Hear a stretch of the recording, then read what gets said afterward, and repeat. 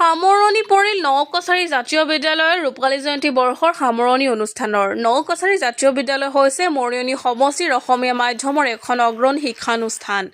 2001 চনৰ 2 জানুৱাৰী তাৰিখে প্ৰতিষ্ঠা কৰা এই শিক্ষানুষ্ঠানখনে আহি 25 বছৰীয়া ৰূপালী বৰ্ষত ভৰি দিলে।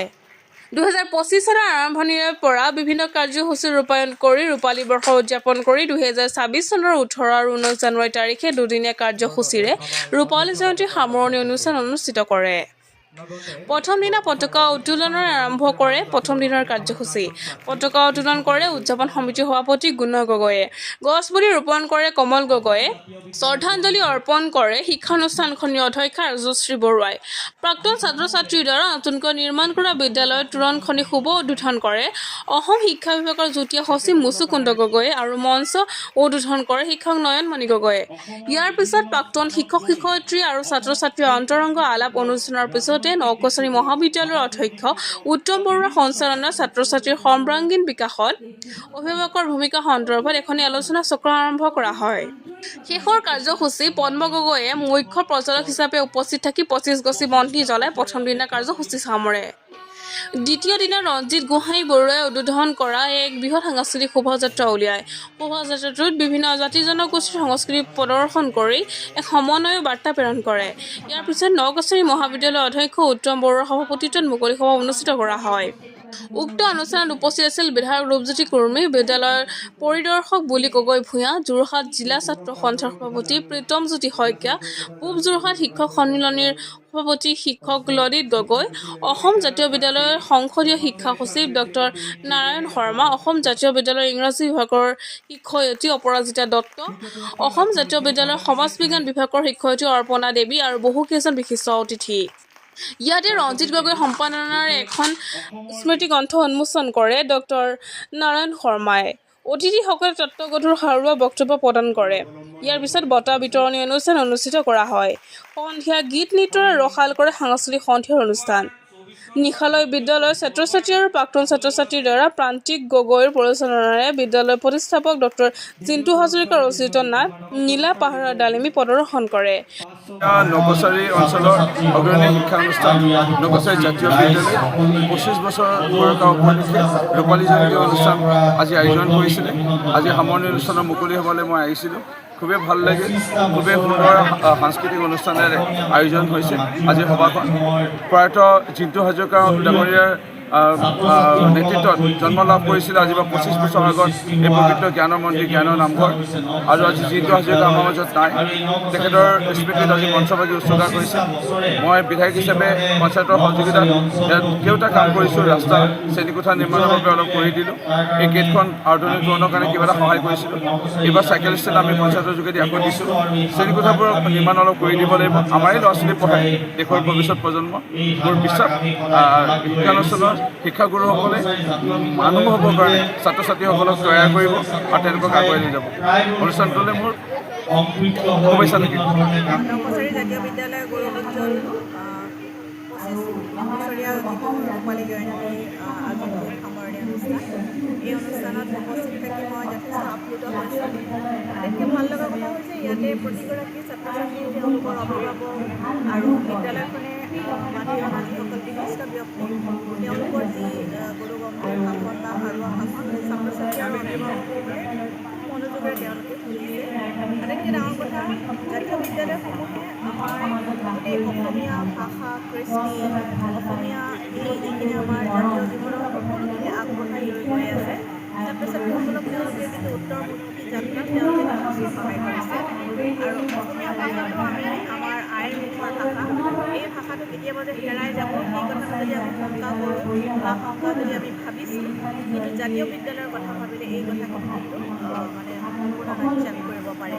তেওঁলোকে অসমীয়া ভাষা, অসমীয়া সংস্কৃতি আৰু যিটো শিক্ষাৰ পৰিৱেশ তেওঁলোকে সুন্দৰভাৱে বৰ্তাই ৰাখিছে আৰু তেওঁলোকৰ যি হেঙুলীয়া বাট তালে তেওঁলোক আগবঢ়াই কৰি দি আছে ছাত্ৰ ছাত্ৰীসকলক।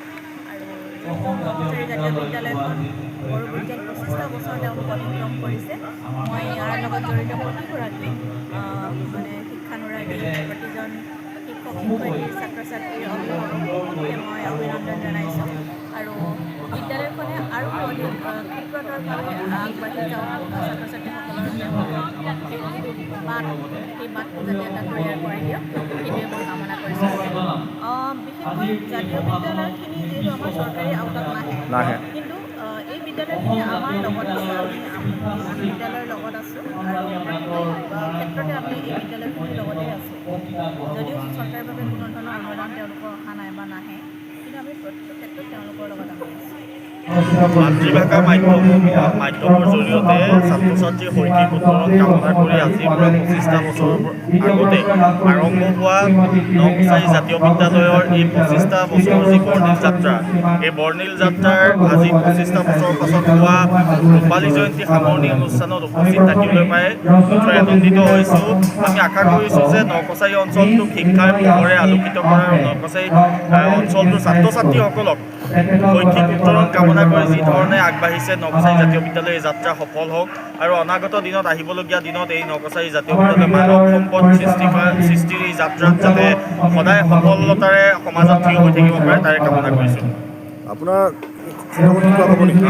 আজি আমি নকছাৰী জাতীয় বিদ্যালয়ৰ এই সভাত উপস্থিত থাকি আমি ঘোষণা কৰিছোঁ যে অহা এমাহৰ ভিতৰত আমি বিদ্যালয়খনলৈ এটি পুথিভঁৰালৰ কাৰণে সুবিধা হোৱাকৈ এটি আলমিৰাৰ ব্যৱস্থা কৰিম। ইয়াৰ সমান্তৰালভাৱে আপোনালোকক ক'ব বিচাৰিছে আমি সদৌ যোৰহাট জিলা ছাত্ৰ সন্থাই ছাত্ৰ ছাত্ৰীৰ কাৰণে সদায় কাম কৰি আহিছোঁ আৰু কাম কৰি যাম। ইতিমধ্যে অসমৰ যিমানবিলাক যোৰহাট জিলাৰ যিমানবিলাক চৰকাৰী প্ৰাথমিক বিদ্যালয় আছে, চৰকাৰী প্ৰাথমিক বিদ্যালয়সমূহত আমি উৎসাহ নামেৰে এটি প্ৰকল্প হাতত লৈছোঁ। লগত আমাৰ এটি ফাউণ্ডেশ্যন আছে, চেলি ফাউণ্ডেশ্যন। আমি দুটা অনুষ্ঠানে আমি একেলগে এটি পদক্ষেপ লৈছোঁ উৎসাহ, আৰু যাৰ জৰিয়তে প্ৰাথমিক বিদ্যালয়ৰ ছাত্ৰ ছাত্ৰীসকলক শৈক্ষিক উত্তৰণ কামনা কৰি আমি তেওঁলোকক শৈক্ষিক সামগ্ৰী প্ৰদান কৰোঁ আৰু এনেকুৱা ধৰণে ছাত্ৰ ছাত্ৰীসকলক শৈক্ষিক উত্তৰণ আমি কামনা কৰিছোঁ। ইয়াৰ সমান্তৰালভাৱে বিভিন্ন ধৰণৰ প্ৰতিভা সন্ধানীমূলক পৰীক্ষা হওক বা বিভিন্ন ধৰণৰ ছাত্ৰ ছাত্ৰীসকলৰ যাতে শৈক্ষিক উত্তৰণ কৰি আমি লৈ যাব পাৰোঁ তাৰ কাৰণে বিভিন্ন ধৰণৰ ব্যৱস্থা কৰিব। 2001 চনতে প্ৰতিষ্ঠা হয় নকছাৰী জাতীয় বিদ্যালয়। বহু ঘাত প্ৰতিঘাত আৰু দুৰ্যোগ ত্যাগৰ বিনিময় 25টা বছৰ অতিক্ৰম কৰি ৰূপালী জয়ন্তী বৰ্ষজোৰা কাৰ্যসূচী পালন কৰি সামৰণি অনুষ্ঠান আজি অনুষ্ঠিত হ'ল। আজি 19 জানুৱাৰী সামৰণি অনুষ্ঠান। গতিকে পুৱাৰ ভাগত আমি সাংস্কৃতিক শোভাযাত্ৰাৰ পিছতেই আমি মুকলি সভা অনুষ্ঠিত কৰিলোঁ আৰু সেই সভালৈ আমাৰ সদৌ অসম জাতীয় বিদ্যালয় শিক্ষা সংসদৰ সচিব ডাক্তৰ নাৰায়ণ শৰ্মা, বিশিষ্ট অতিথি হিচাপে তেওঁ নিৰ্দিষ্ট নিজৰ বক্তব্য দাঙি ধৰিলে আমাৰ ছাত্ৰ ছাত্ৰী অভিভাৱিকাৰ উপযোগী, আৰু লগতে তাত উপস্থিত আছিলে গুৱাহাটী অসম জাতীয় বিদ্যালয়ৰ জ্যেষ্ঠ ইংৰাজী বিভাগৰ শিক্ষয়িত্ৰী অপৰাজিতা দত্ত বাইদেউ আৰু সমাজ বিজ্ঞান বিভাগৰ জ্যেষ্ঠ শিক্ষয়িত্ৰী অৰ্পণা দেৱী বাইদেউ, আৰু লগতে আমাৰ উত্তম বৰুৱা ছাৰ আমাৰ সভাখন পৰিচালনা কৰিলে।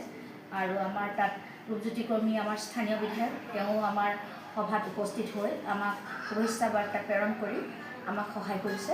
আৰু লগতে যোৰহাট জিলাৰ ছাত্ৰ সন্থাৰ সভাপতি প্ৰীতমজ্যোতি শইকীয়া, তেখেতো আমাৰ মাজত উপস্থিত আছিলে। আৰু আমাৰ স্থানীয় বহুতো বিশিষ্ট ব্যক্তি আমি আমন্ত্ৰণ কৰা সকলোৱে আমাক সভাত উপস্থিত থাকি সভাখন সাফল্যমণ্ডিত হোৱাত সহায় কৰিলে। মৰিয়নিৰ পৰা সূৰ্য দাসৰ ৰিপৰ্ট NE এক্সপ্ৰেছ।